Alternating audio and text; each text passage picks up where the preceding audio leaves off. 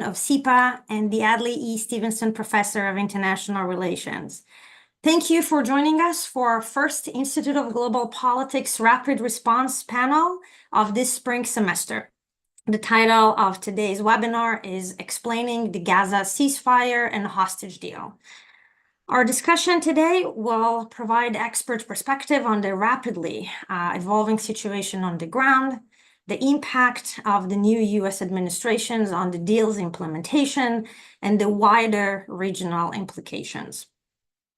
On January 15, 467 days after October 7, Israel and Hamas reached a ceasefire and a hostile release agreement. This three-phase deal, and we will talk about it, brokered by the United States, Egypt, and Qatar, will instate a permanent ceasefire, hopefully resume humanitarian aid into Gaza, and release the remaining 94 hostages if it's successful. As many of you know, last Sunday, after the first phase of the deal took effect, 3 female civilian Israeli hostages were released. 24-year-old Romi Gonen, 28-year-old dual British citizens Emily Damari, and 31-year-old Doron Steinherberg returned home to Israel, and in exchange, Israel released 90 Palestinian prisoners. Over the next 6 weeks, Phase 1 stipulates the release of 30 additional hostages in exchange for around 1,900 Palestinian prisoners. Israel just received the names of hostages that are supposed to be released tomorrow from both Hamas and the Islamic Jihad. Israel, we will talk about it, has not released the names yet, but hopefully this is going to happen tomorrow. Israel also agreed to withdraw from certain areas of Gaza and enable displaced Palestinians to return home, and it will increase humanitarian aid to 600 trucks daily as part of this phase. Now, the remaining 35 hostages will only return home if Israel and Hamas agree for a second phase, which seeks to institute a permanent ceasefire, Israel's full withdrawal from Gaza, and the release of all hostages for the exchange of Palestinian prisoners. The third phase, if reached, will return the bodies of hostages in exchange for a long-term plan to reconstruct Gaza. President Trump's envoy to the region, Steve Witkoff, will travel to Gaza as part of an inspection team to oversee the implementation of the deal. And meanwhile, we know that President Trump was quoted saying, the deal should hold, but if it doesn't, there will be a lot of problem. What does it mean? We will try to understand and unpack. We have many topics to address during today's conversation, so let me introduce our esteemed panelists, and I want to just thank all of them for agreeing to do this in such a short notice. First, I would like to welcome a familiar face, Ambassador Jack Lew, back to SIPA.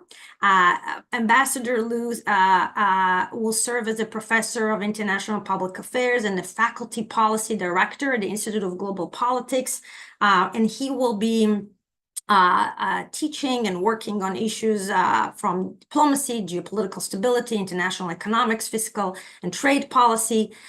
Jack was U.S. ambassador to Israel during the Biden administration, and previously he was the 76th Secretary of the Treasury and White House Chief of Staff in the Obama administration, among other things. Jack, welcome back. It's really great to have you back with us. Next, we have al-Omari. He's the Rosalinde and Arthur Gilbert Foundation Senior Fellow at the Washington Institute for Near East Policies.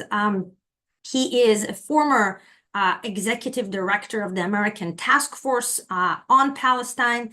Al-Omari has held several positions within the Palestinian Authority and served as advisor to the negotiating team during the permanent status negotiations for Palestinian statehood that took place at the Camp David Summit in 2000. And he's currently leading an in-depth workshops on those talks at SIPA alongside Gidi Greenstein. Finally, Nadav Eyal is one of Israel's most prominent journalists and the winner of the Sokolov Award. He writes columns for Yediot Achronot and Ynet. He's most widely, this is the most widely circulated newspaper and news website, respectively. He's now a senior research scholar with IGP and is teaching a course on the intersection of Israeli foreign policy and domestic politics as a new course. Also this spring, Nadav will tell us about it. He teaches at Columbia University. So again, thank you so much to our panelists, and let's dive in. Okay, so Jack, I want to get to you in a second because there's so much that you've been personally engaged and involved with to explain to us how we got to this point. But before we get there, Nadav, I want to start with you to just if you give us a quick overview of what's going on the ground right now. What's the current status of the ceasefire? And if you can explain to our viewers where we are and what is likely to happen in the next phase of this agreement, especially also what we're going to see tomorrow. Okay, so thank you, Karen, and it's always a pleasure to be on these webinars. I find them tremendously interesting. Usually when I watch them as a viewer, I'm happy to be here with you, Ghaith, and Jack, to see you again. We're in the midst of a sort of a drama in relation to the release of the hostages tomorrow. And the reason is that Israel faces a dilemma from hell because Hamas is supposed to release 4 hostages that are all civilians. According to the priorities of the deal, children are supposed to be released. Children, by that we mean the Bibas family. And then it's the female soldiers. And then it's men over 50. And so forth. Hamas, because the families, still didn't authorize Israeli media to speak about those names. I'm not going to mention the specific names, but the list is a violation of the agreement. There is a name missing in the list, and that name missing in the list is important, of course, to Israel. It's a name of a civilian that was supposed to be there. And now the question is what Israel is going to do. And the answer is most probably that Israel will accept whoever Hamas wants to release tomorrow, but it will need to make a decision to sanction parts of the agreement and to limit the implementation. I expect the Israelis to say, okay, we're going to take whatever you're going to release alive. We're not going to say no. But for instance, the possibility of Palestinian civilians to go up north is now halted until you keep on with the agreement and you release that person, that woman that you're holding, or something of the sort, some sort of a sanction on Hamas. And this could, of course, lead to, to a break of the entire agreement. So this is an enormously, I can promise you that Washington right now, Jerusalem, the Qataris, Jack knows this much better than I do. They're all on the line right now trying to solve this and trying to speak with Hamas. It's very difficult to speak with Hamas. There could be several reasons why that civilian isn't there. Prime reason is probably that she's being held by the Islamic Jihad. Islamic Jihad and Hamas are not exactly the same, of course, and they don't want to release her. No. So this is just really the last hour kind of an update, and this is a big thing, and we sort of expected this might happen, but this is happening much too early. Now, as to the rest of the deal, you presented it very well, Karen. I'm not gonna say, just go over the things that you should see in the next few weeks, the release of hostages, and together with that release, as we go and closer to men and to soldiers, many of whom convicted with terror offenses of sorts. And we will also see Palestinian civilians managing to return back to their land in the north of Gaza, in the center of Gaza, doing so through two distinct routes. One of them is the route through the sea that's already open, and the other one is a more eastern route in the center of the Gaza Strip. Yeah. And we are supposed, in less than a week and a half, to start negotiations as to the implementation of phase 2, which is a stabilized ceasefire Gaza Strip and the release of the rest of the hostages. And I'm just going to finish up by saying that the problem there is that even before phase 2, Israel needs to okay, I see that I'm breaking off. I see that my reception isn't exceptional. So I'm going to stop now. Okay. So we could hear you, but yes, if you can move maybe out of Wi-Fi, that will be great. But Jack, let's get back to you because you have seen this playing out last year with the ceasefire, and you also been, of course, behind the scenes, last May when a similar ceasefire drafted by the United States, Egypt, and Qatar was proposed. So if you can tell us two things. One, a little bit about the drama that is going on behind the scenes right now that Nadav was just talking about. Is it different? Is it similar to what we've seen in the past? How do you think this is all going to play out? But also, very importantly, compared to what we've seen in the past in the proposals, what changed over that time, and why is it agreed now and not back then in May? As much as you can share about the negotiations that were taking place back then and what you see, how you see the situation different this time. Good to be with you and to be back, Karen.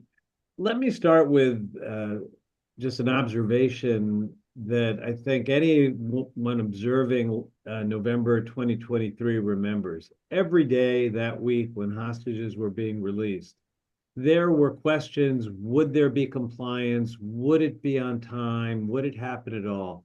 I think we should expect that for the duration of this agreement. There's an enormously complicated set of facts. Where are people? Who controls them? There isn't an accurate list of who's living and who's no longer living. There are clear priorities in the agreement that ought to govern if there are things that come up that are not what was entirely expected. I would say that last Sunday, just hours before the release of the 3 hostages, there was a question as to whether the names had been posted as required by the list, given to Israel officially. I was with very senior members of the national security team in the morning, and they didn't have the names, but they were confident it was going to work in the end. I think we have to take the view that these things will come up, they will be resolved. And I would hope that if there are sanctions, the sanctions are not so extreme that they tend to interfere with the ability for the rest of the phase 1 releases to occur. I don't think they will. I think there are very high expectations that everyone who can be released in phase 1 will be released in phase 1. Answering the second part of your question, Karen, kind of why now versus in May. There are so many reasons. It's not one reason. The fundamental fact is that from May until really these last couple of weeks, Hamas was in a very rigid position, not really willing to enter into an agreement. There are many things that were done at various points in time that put responsibility on both sides for there being difficulties. But in order to make a deal, both sides want a deal. I am not going to say that the government of Israel made it easy, but I think at various points in May through now, the government of Israel was ready to have a deal. I don't think Hamas was ready to have a deal. We saw them hardening their position on the numbers, on the categories, on how many prisoners would have to come out. When things were coming together, they went apart. In the summer when we were negotiating, literally a list of names, 6 hostages were brutally murdered, including hostages whose names were on the list to be released in the first phase.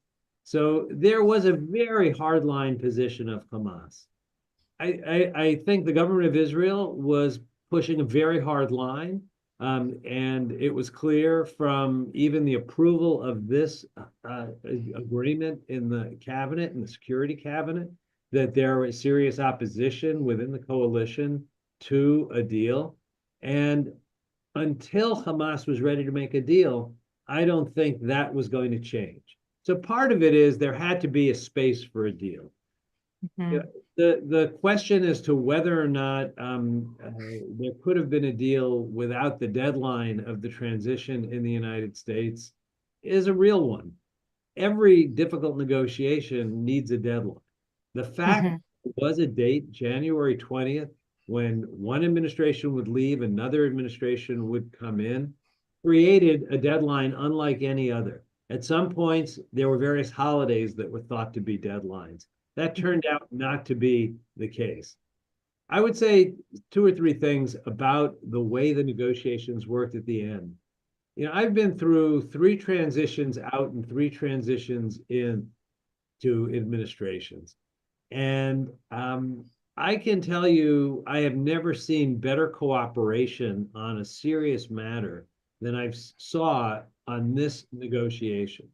You saw an outgoing team and an incoming team literally sitting together at the negotiating table, agreeing who would go to, Jerusalem and who would stay in Doha, how to create maximum pressure, that there was no space between the two administrations. And the deal, the substance of the deal, had been hammered out through months and months and months, really a year of detailed and difficult negotiations. So it was a question of how do you get across the finish line? I think the combination of putting pressure on all of the parties, putting pressure on Israel, putting pressure on Hamas, putting pressure on Qatar, putting pressure on Egypt, the uncertainty of the transition in the United States created a moment that was a real success of cooperation to get the thing done. Now that it's done, the question is going to be how to sustain it, how to continue to move through the phases.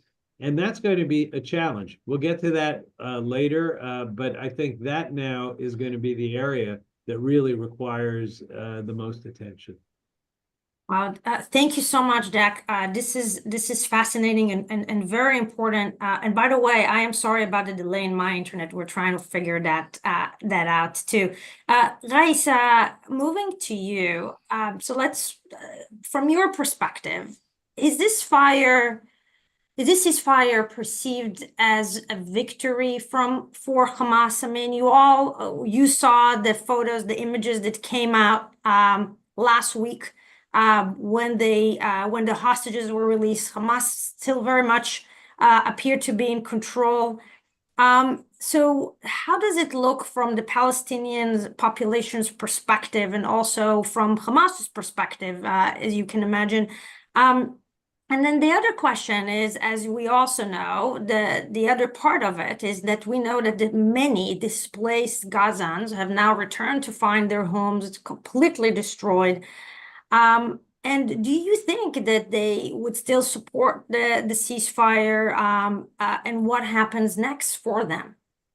All right, thank you very much, Karen. But first, if I may, just to add to what Nadav and Jack said about what we're seeing now, in addition to everything they said, and I fully agree, the complexity, etc. There's also, and I've seen this in many negotiations, what we're seeing right now is the parties trying to see the boundaries, how much they can push the deal. The Israelis did it last week by trying to postpone their decisions, I think from Friday to a Sunday. Hamas is doing it, and they're doing it because there's a new player here. The new player is the Trump administration, Steve Witkoff and his team. And so they want to test their resolve, they want to test their skill, etc. So expect to see a lot of this stuff happening. This is typical in negotiations. We used to do it when I was a negotiator, and the Israelis used to do it. So that doesn't really worry me. I am quite confident that phase 1 is going to happen. Less so phase 2 and 3, but we'll talk about that. To your question, and I think the 2 questions that you asked are related. Look, I mean, first of all, let me start with a caveat. The caveat is this is an evolving situation. We will really know who's going to get the credit and who's going to emerge politically victorious in this once the deal is final and finalized and fully implemented. But what we're seeing right now is certainly Hamas is trying to project an image of victory. You saw it with the delivery of the hostages last week. You'll see even more tomorrow. We saw it with the deployment of Hamas police everywhere. If you look at Hamas media and some of their supporters like Al Jazeera, etc., you'd think that Hamas liberated Andalusia, not only Palestine. They are pushing this. This makes sense. Ultimately, I believe what we're seeing right now, if we want to take kind of a snapshot, I think for Palestinians in the West Bank and in the diaspora, I think many are buying this narrative, the narrative that Israel tried to destroy Hamas and Hamas is still standing. So this is getting traction. When it comes to Gaza, it's more complicated. First of all, obviously, it's hard to get real information. It's more complicated, though, for a number of reasons. First of all, you see a mix of many things. Yes, you are right. The situation is dire. Yet there's a lot of euphoria, a lot of happiness. The last 15 months were hell for Israel. It was hell for Gazans. Not only in terms of the reality they were in, but the loss of hope. So people right now are celebrating that. So how much of what we see is support for Hamas, how much of it is a sense of relief, it's very hard to disaggregate. That's kind of one. And of course, no one right now is in Gaza is going to go and speak out against Hamas because Hamas is going to punish them for that. We are seeing reports today of people being killed by Hamas for being quote-unquote collaborators, meaning people who spoke out against it. The contest of who's going to basically, but in Gaza, nevertheless, though, anecdotally, again, when I talk to people, I don't think that anyone's looking at it as a victory for Hamas. The scale of destruction, death, the facts on the ground just do not speak to a victory for Hamas. Hamas has been decimated and Gaza has been decimated. So it's going to be a harder sell for the people of Gaza. But I think the real answer to your question will come later. And it will come basically based on, at the end of the day, if this deal ends up with Hamas maintaining control over Gaza, even in a weakened state, if it maintains control over Gaza, then Hamas would have won and the narrative of victory will definitely stick. If an alternative to Hamas is created and Hamas is pushed aside, both, frankly, from governance, but more importantly, from security control, then that will be a major strategic defeat for Hamas. A lot of this will depend on Israeli decisions, whether or not to allow the Palestinian Authority or others, on the Palestinian Authority itself, on the Arabs. But I think right now, politically speaking, the question of who can claim victory and who will govern Gaza will determine whether October 7th was actually a politically smart move for Israel, for Hamas, bloody, murderous terrorist attack, but still politically smart, or was it a major miscalculation that would be the end of that organization?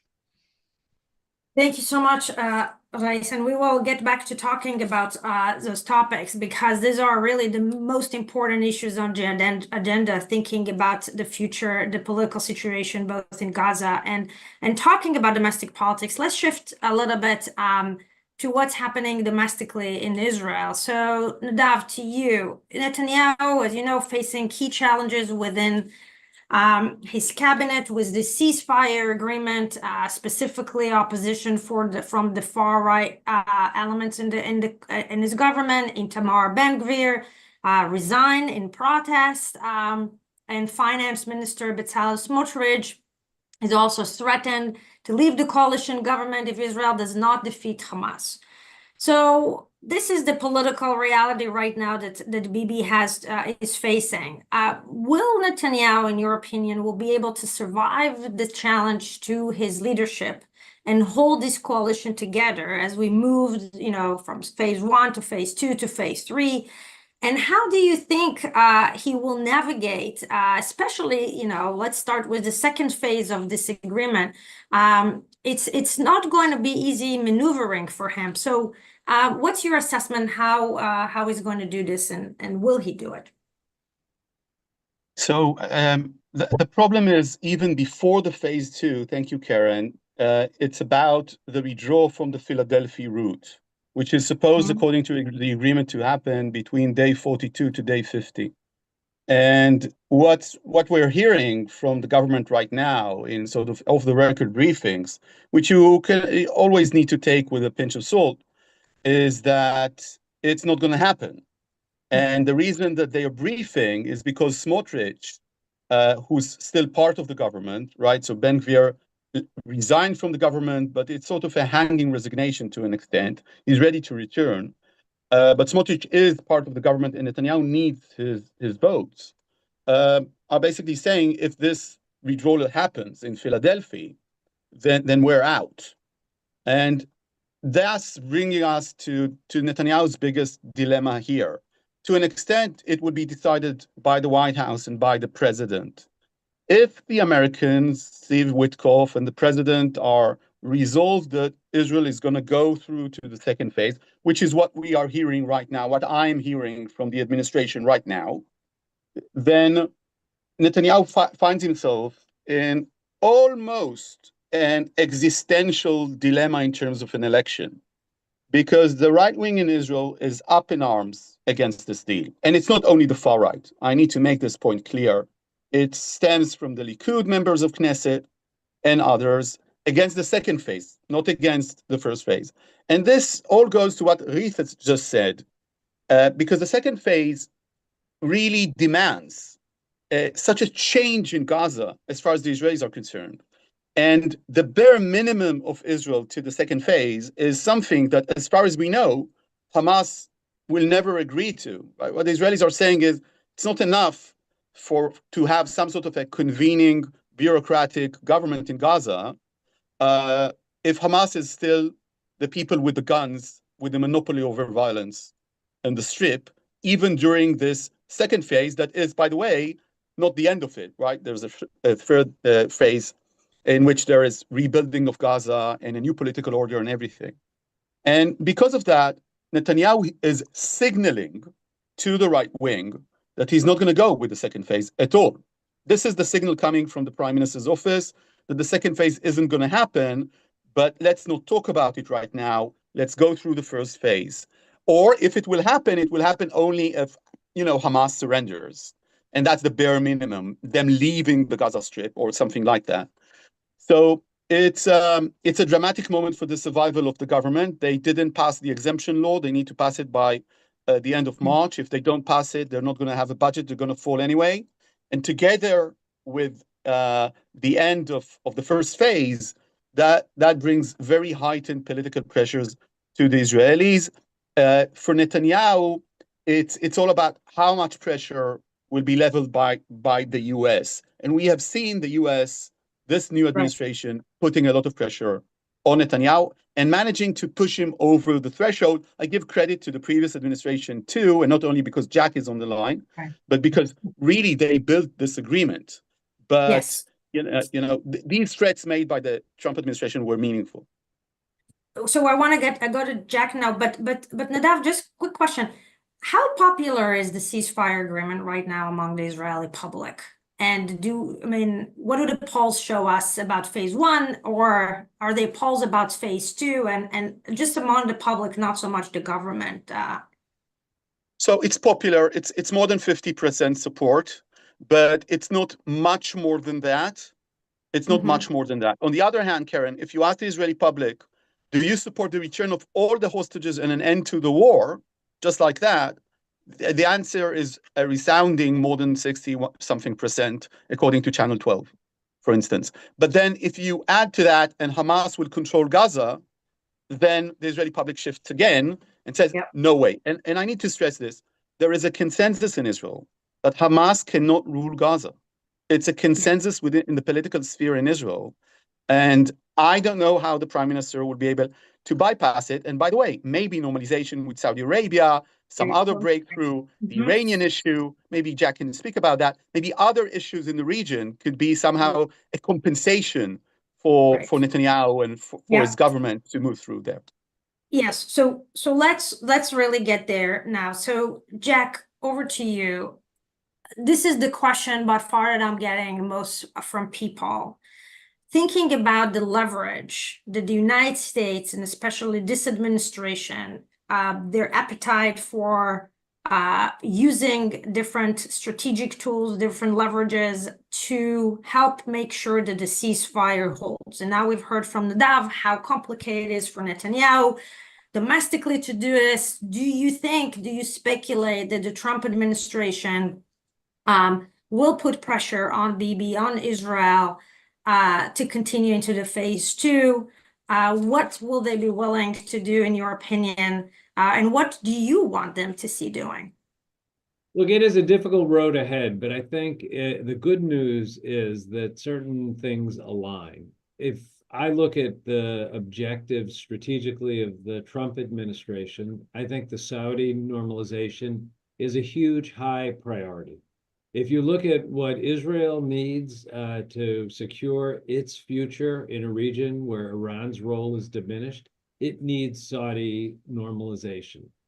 The pathway to Saudi normalization has always, since before October 7th, included dealing with some way so that there's self.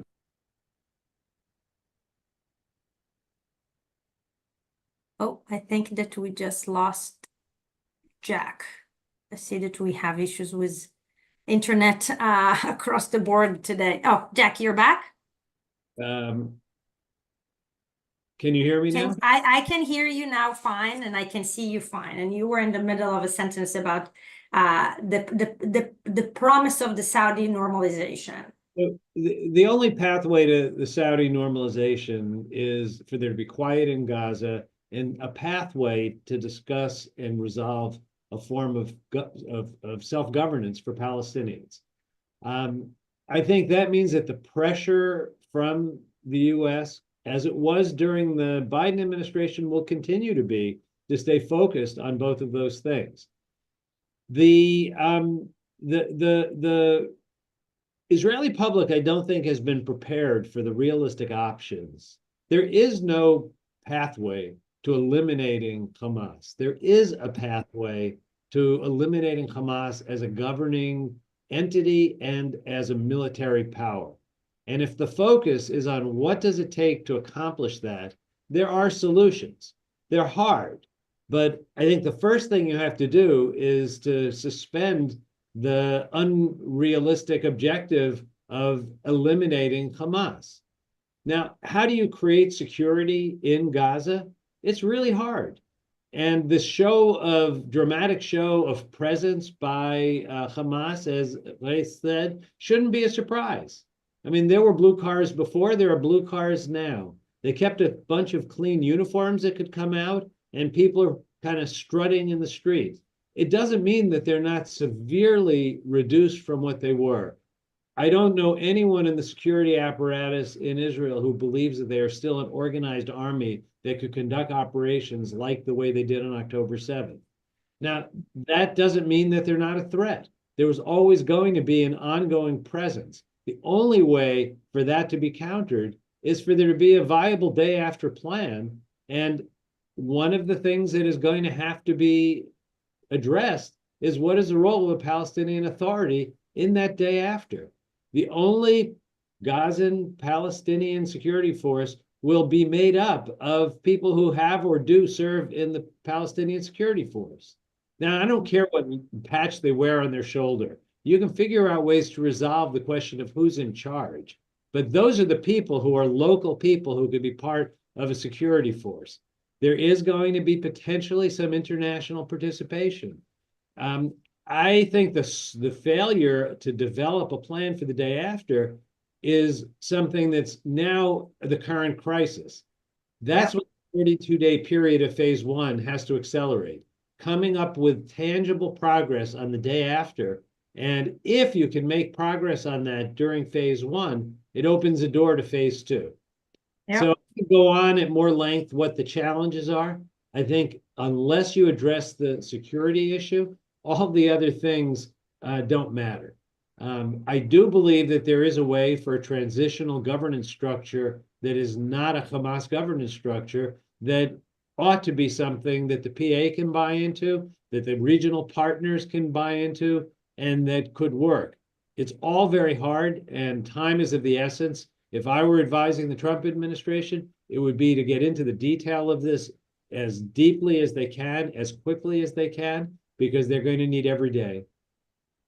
Thank you, Jack. So, Rice, over to you. Do you agree? What do you think would be acceptable for the Palestinian people, for the Palestinian Authority? And how should we think about all of this, both in the context of normalization with Saudi Arabia, but also even, before, and kind of in the context of thinking about phase two and what Jack just mentioned about the urgency in having those kinds of conversations? Look, I actually largely, I agree with both Jack and Nadav. I mean, look, first of all, just one comment. I mean, even though Hamas right now does not have the capability to conduct anything similar to what it did on October 7th, it's been so severely degraded. It's not a military, it's not even maybe an insurgency, but it still has the capabilities to impose its presence on the ground in Gaza. You don't need much for that. A few AKs and some organization, and you can do that. The Hamas still has that. Now, in terms of the, moving forward, of course, you cannot eliminate Hamas, but you can make it irrelevant or only an irritant. But to do that, really, we have only three options. The default option for the day after is Hamas to retain power. It is a power on the ground. If you do nothing, Hamas will re-emerge. The two other realistic options are either Israel comes and reoccupies, and as to my knowledge, no reasonable Israeli wants that, certainly not the security establishment, even though some on the extreme want it. But I don't see this as an Israeli objective. The remaining objective is to bring the Palestinian Authority. Now, it's complicated. It's complicated because the Palestinian Authority doesn't have the capabilities right now or the credibility to do it. They're not popular, they're corrupt, they're all of the above. They have to go through major reform to be accepted by their own people, let alone everyone else. Yet they are the only available option. I believe, to what Jack said, it's not only that we need to start talking about this, we have to start preparing for this. I mean, I know the US under President Biden have been pushing to start training Palestinian forces, whether in Egypt or in Jordan, and the Israelis have to greenlight that. These things don't, flip a switch and then suddenly it happens. So that's kind of one component. And to the point of an international role, and I absolutely agree, nothing can be done in Gaza if you don't have an international role. And by international role, we really mean an Arab role. And the good news is Arab countries are actually willing. If you look at, behind the scenes, we know a lot is happening, but even publicly, the Emiratis were very open, public in saying that they're willing to do it. There are conversations happening in Abu Dhabi, etc. But to unlock all of this, the Palestinian Authority has to be involved. They have to be the umbrella. They have to be the ones who invite the internationals to come in. And ultimately, they have to be the ones that will be the backbone, particularly of the security action. I believe this is essential to bring the Arabs, but also this is essential to bring the Saudis. And I'll conclude with this. While the Saudis' main priority and number one objective of this whole thing is a defense treaty with the United States. I mean, everything else is just like nice. The reality is the Palestinian issue has become very important. As Jack said, I think it was important before October 7th, and I think people tend to downplay that particular component. But after October 7th, the Palestinian issue is back, maybe not front and center, but certainly within the kind of top 5 issues, both because of the resonance it's created among Arab public, but also because it showed that leaving this unsolved could destabilize the whole region. So the Saudis will want something on this. All of these things require action from the Arabs, from the Palestinian Authority, but also from Israel. As long as Bibi says no Hamas and no PA, then guess what? Either Hamas stays or Israel has to, you break it, you own it. So there are some big political decisions that have to be made. Yeah, this is a topic I want us to keep talking about because it is critical to really dig a little bit deeper in understanding what does it mean, what does it look like. But before we dive in more on this, I want to ask you about the West Bank, because we've also seen Israel stepping up with military operation in Jenin. We've seen increased settlers violence in the West Bank. So what do you see for the Palestinian Authority and other regional actors in like even just thinking about the situation in the West Bank and making sure that it stays stable and that we're not seeing kind of a green light to more violent behavior by the settlers? What is your assessment about where we are on the West Bank right now and the risk of of this, erupting into something bigger? I am very, very, very worried. I mean, Yeah. look, and I'm very worried from so many different angles. First of all, I mean, let me start with blaming the Palestinian Authority. The Palestinian Authority has failed to assert itself as a governing body. And, we can blame the Israelis and we can blame all of that. The PA has not done the reform that it needs to make itself palatable to its own public. So that's kind of one part of the problem. But another part of the problem is the current Israeli government seems to be going out of its way to undermine the PA. We look at the behavior of the finance minister, for example, trying to cut some of the funding for the PA, etc. I think the security establishment in Israel has been trying to be the stabilizing factor, certainly the IDF, certainly former Minister Gallant. Right now, I see with the departure of Gallant, I see policies on the ground that are destabilizing the Palestinian Authority. What's happening in Jenin came right on the heels of Palestinian Authority security operation in Jenin. So today the PA looks like it's a collaborator, and Hamas is really driving this point throughout its social media, regular media, all of that. So I'm worried about this. There are some things that are coming down the pipeline, suspending the operation of UNRWA, things of this sort. So I think this is potentially a perfect storm. Personally, I feel that this needs a lot of pressure right now, needs to be put on Israel to basically stabilize and on the Palestinian Authority to reform itself. One last point, the one thing that I'm not too worried about is the issue of annexation.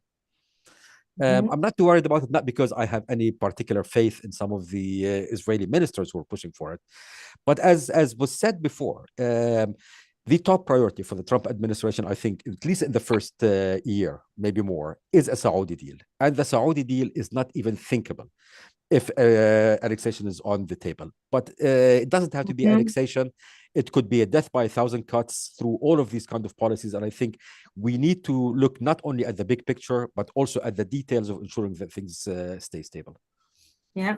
So Nadav, to you, some reactions to what we were just talking about, both in terms of thinking about a day after in Gaza and what's realistic and what could be a kind of a potential zone of agreement between all the different sides about who should rule Gaza, but also in terms of what we're seeing in the West Bank and the emboldenment of some factions in the Israeli government.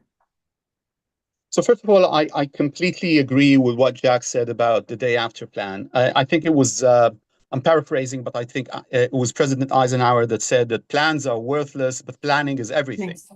And it was the prime minister, and it's a story that I published myself, that ordered officials in the defense ministry and the IDF not to plan for the day after in Gaza. It was the chief of staff that came before the cabinet in Israel a year ago and said, and this is a quote, there are three options in Gaza. It's Fatah, which is the PA, it's Hamas, or it's us having a military occupation there. Now, take your pick. And I don't think much has changed. Israel has been wasting a lot of time. And the army, the IDF has been warning, and I'm sure that people who have spoken with IDF officers have heard that, including Americans. The IDF has been warning that this will never end if you don't have some sort of a political structure for Gaza. Now, no one in Israel who's serious is talking about destroying Hamas. Hamas is a grassroots popular movement within the Palestinian society, which, by the way, I think is very unfortunate. And we should say that it's a fundamentalist organization, and it's a dreadful thing for the region and for Palestinians and for Israelis. But it's a fact of life. What Israelis are talking about, that know something about what's happening in Gaza, is to have Hamas not rule Gaza and not have the Lebanese model prior to this month, in which you have some sort of a bureaucrat government and Gaza still ruled behind the scenes by Hamas, or Hamas having a monopoly on violence, or having different militias, in a way that this bureaucratic government in Gaza seems civilian, seems legitimate in the world. And in the meantime, Hamas is regrouping, and then the IDF needs to make decisions. Does it attack if it's attacking. It has no international legitimacy because there's a civil government now in Gaza. So this is really a problem. And I agree with what, with what the ambassador said, that at the end of the day, this is a complex issue. It's only that the US can do so, but there is a huge advantage of the normalization. Because if you want to sort of sell this to the Israeli public and to the region, and you say that everything is part of it, Gaza is part of it, a notion of a vision for Palestinian statehood, drafts as to normalization with Saudi Arabia have been passing between the sides all through the war, including in recent months. So it's very much a notion that is still there. And another element that is critical for Israel. For Israel, Gaza and Hamas are not going to be a strategic threat anymore because Israel is not going to allow this to happen again. But Iran is. And what the Israelis are very much focused on is tackling the Iranian nuclear program to an extent. The administration can play with that too, because this is really very important to Netanyahu, and not only to Netanyahu. The IDF sees this as an opportunity, this year as an opportunity. So this is something that you can bring into this pot and play with this in order to get a viable solution in Gaza. And that viable solution must include Palestinians that rule themselves. And everybody understands that in Israel, by the way, including the prime minister. He just doesn't want to say Fatah.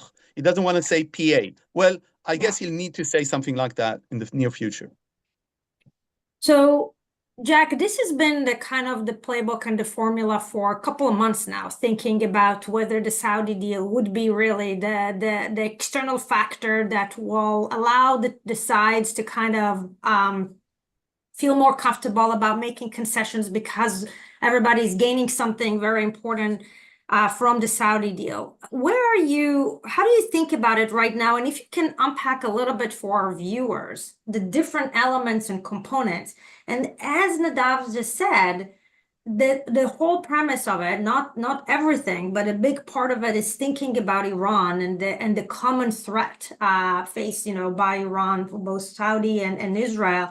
And how now what we're hearing from the Trump administration, the beginning kind of initial noises about how he's thinking about Iran right now, how it's all going to play out into the conversation about the Saudi deal.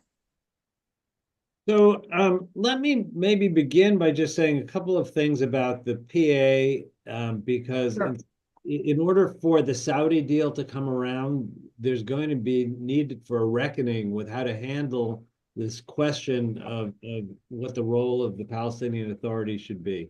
I agree with everything Grace said about the unacceptability of things that the PA does to its own people, and in terms of continuing martyr payments to terrorists, and all kinds of things that it has to change. Those things can be changed. And if you started by changing the martyr payments, you have time to deal with some of the other things. We all know economic reforms take longer. Education reforms take a generation. You change a curriculum, you can't wait 20 years for the end. But you got to get started. So I think the PA is going to have to contend with its own internal politics to start fixing the things that are broken so that it can be more of a player. I think that in terms of dealing with Saudi, the question isn't will the PA be immediately in charge of the West Bank and Gaza? Is there a trajectory over time so that anything that could be done to create a sense of reform is underway increases the likelihood of there being a solution with Saudi? I think that even before the ceasefire deal, there was an understanding in terms of the discussions between Israel and the UAE on day after plans of leaving an opportunity for the PA to reform and play the role that they want to play. I think the PA will need that to be a little bit more muscular than the Israelis are comfortable with. But the space is not so enormous that it can't be solved. I do think the public has to be prepared for it. And there has to be as Nadav was saying, a real understanding of the unacceptability of all the other options. You don't want Hamas and you don't want Israeli occupation. You got to figure out how to have somebody to work with. The elements of the Saudi deal are really, three parts. There's what's in it for Saudi, what's in it for Israel, and what's in it for the United States. The United States and Saudi have this mutual defense discussion going on. I think we all saw in April and October when there was joint air defense over the region, what a difference it makes in terms of being able to operate when there is an alliance of sorts, loose or express. That actually plays in everyone's interest. Saudi has its concerns. The UAE has its concerns. Israel certainly has its concerns. The United States has its concerns. We have the ability to have direct relations with each of the parties that are stronger than the relations they have with each other. But underneath it has to be a recognition, an acceptance, and a willingness to work with each other. I think, Israel has a deep interest in isolating Iran and its proxies from the region. You look at where the region is now compared to where it was on October 6th. On October 6th, Israel was surrounded by capable proxies of Iran. Hamas is decimated. Hezbollah is not eliminated, but it's no longer the same fearful existential threat that it was. Iran's air defenses have been demonstrated to be inadequate to defend itself against attack. So Iran is left with the Houthis, who are a real threat. But if you go back to October 6th, they were considered the weakest of the proxies. They are now a very serious problem, but the world can deal with that. The Saudi deal gives you the ability to isolate Iran and to deal with the question of Iran's ambitions, its nuclear ambitions, over a period of time where it's weaker. I think there will be pressure to escalate the attention on the nuclear issue, to accelerate the conversation.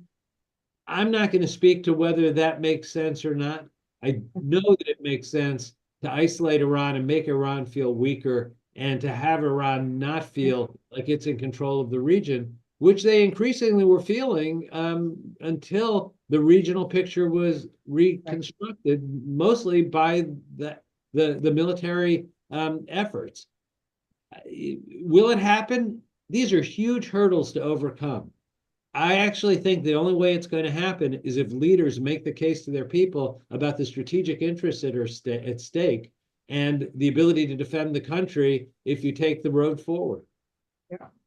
And for that, you need leadership both in the United States to be committed to this, but also in Israel and in the Palestinian Authority to both be willing to do what this kind of a deal would require. So Nadav and Ghaith, to you, how optimistic are you that if there is, and I just came back from Davos and I've heard the leaders of in Saudi Arabia and the UAE talking about how they are cautiously but optimistic about the possibility, the path forward, the ability to move forward. Do you think we'll be able to get there in time as we're thinking about the implementation of phase 2, as we're thinking about the day after? Are we, in terms of synchronized in terms of the timelines that all of those conversations require? And meanwhile, we are in the process of something that if it fails, if this ceasefire fails, it takes us backwards, not forward. So the last words to you, Rice and Nadav, how do you think from the perspective of the Palestinian people and the Palestinian Authority, and Nadav, to you from the perspective of the Israeli population and the government, are you cautiously optimistic about where we're heading or not so much? Okay. Look, we're not going to have a Saudi-Israeli deal before the ceasefire. So, I mean, that's obvious. But I think if the promise is put there publicly, clearly to everyone, and this could be through an American, Saudi statement, etc., I think that will create a totally different dynamic in the region. By the way, I trust completely the Saudi, Emirati, and American will and capability to move forward on this. I am less optimistic, certainly, on the Israeli side. I think, frankly, to be very blunt here, Prime Minister Netanyahu does not take this kind of big decision and always tries to evade them. But also, unless on the Palestinian side, you have leadership that has the credibility and legitimacy among its own people to basically say yes to something like this, then I'm actually not all that optimistic. I still believe that if you start a very strong American-Israeli led process, this might force Bibi and Abbas and others to come along. But someone has to take the initiative, and unfortunately, it's not going to be the Israelis or the Palestinians. And so, and I'm seeing in the chat, people are asking, why not go for an election in Gaza or in the Palestinian, from the, if you can I mean, address that. Look, elections without having the institutions that will ensure that the outcomes of the elections are respected are not only worthless, they're damaging. We saw this in the first Palestinian election. Unless you have a depoliticized security sector, unless you have a strong judiciary, etc., elections will not produce a result. And I would also say that today, if there's an election, when frankly, all that people have to run on is misery and violence, then the elections will be skewed. I would like to see an election once the PA is reformed, once we start seeing reconstruction in Gaza, so that someone can run on the elections with a positive message. Today, the only message that the Palestinians will hear are negative unless we can show that reconstruction is a possibility and reform is a reality. Thank you so much, Rice. Nadav, to you. You have the last word. Yeah. I want to point out something because of the question about elections in the Palestinian Authority. Israel is never going to allow, in the near future, Hamas to run in an election, either in Gaza or specifically not in the West Bank, where there are dozens of thousands of Israeli settlers there. It's true that it's a fact of life, but Israel is not going to grant it legitimacy. And this is to say something that I think should be remembered when we're striving to sort of a MAGA deal in the region, having a ceasefire in Gaza, having normalization with Saudi Arabia, trying to isolate Iran, maybe Israel attacking Iran, maybe with some sort of coordination with the United States. Israeli society is still traumatized by October 7. Its politics is very much dominated by right-wing and sometimes far-right ideas as to Gaza. And this deal and the fact that Hamas is having these celebrations, although I agree with what Jack said, that these are mainly images, it still rings something with the Israeli psyche after this enormous trauma of the massacres of October 7. And because of that, it's going to be extremely difficult, and the focus is truly on security and stability first. I think there is a window of opportunity for the Saudis to claim that they stopped the war in Gaza. And that could be really important for the Saudis to present themselves as such and to push for that. And I think there's a window of opportunity here because Netanyahu is facing really a wall, possibly in the White House, and he doesn't want to run into this wall. And therefore, to me, much of what will happen now really depends on the dedication of the White House and the president to get through the second phase and to try to restabilize and reimagine the Middle East. And the question then goes to the US arena, Karen. Yeah. Do they have the energy to do so? Will they focus on that? This is a huge project. This is not only about sending Steve Witkoff over. It's about a lot of planning that needs to be done. And as a person in the region, I would really want to see that effort going through that. We all do. Unfortunately, we're at time, and I just want to thank you for a fascinating conversation. I learned so much. I know that all three of you are with us. We're all doing things together at CEPA, at the Institute of Global Politics, and we will have many more opportunities to discuss this because this is, as we just heard, an ongoing issues, and we will be monitoring it and provide more opportunities for you to, for the viewers to learn from from Jack, from Rice, from Nadav, and others. So thank you so much for joining us, and we all hope that at least tomorrow we will see the second the return of more hostages and release of prisoners, and so that the ceasefire will actually hold. So with that, let's hope for better days. But thank you so much for joining us, and have a wonderful weekend. Bye bye, everyone.